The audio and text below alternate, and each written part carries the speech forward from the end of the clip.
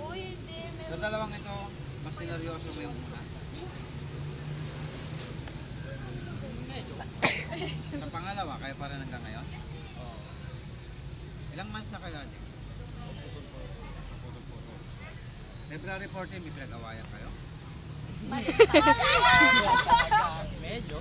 Nagkabati kayo ng February 16? 16? Ang hapon. Lalakarin mo ito ha? Oo, lalakarin mo.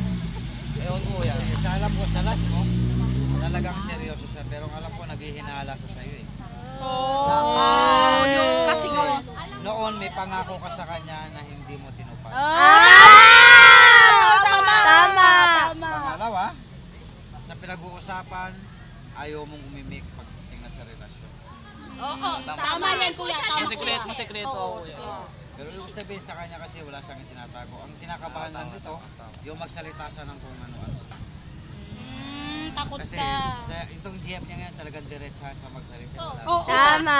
Ito niya sa amin yung nangyayari sa inyo, pero ikaw Pero wala siyang tinatago sa'yo. Talagang seryoso siya. Pero ang problema lang sa time, sa relasyon, doon kayo hindi magkasunod. Letter J, meron? J. Wala. Sa letter R, R. Nako. sa letter M, meron? M. A. A. Nako. Sa letter D, meron din? B. C. C. At letter L. I. Yung M. Sige.